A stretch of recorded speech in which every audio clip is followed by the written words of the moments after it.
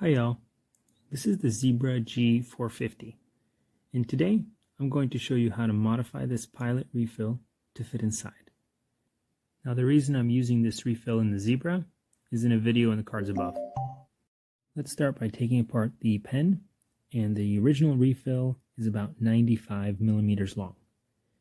The refill that I want to put in the Pilot is 114 millimeters long, so we're going to have to cut that using a razor blade or some scissors. I've already done that with this one, and now to compare the two, they should be pretty similar. The second thing I noticed is the Pilot refill is a little bit thicker in diameter, and so when I put it in the pen, it would get stuck. Here's a video before shaving it down. You can see it wouldn't deploy, and then once it does, it gets stuck in that position. So just too thick on the inside.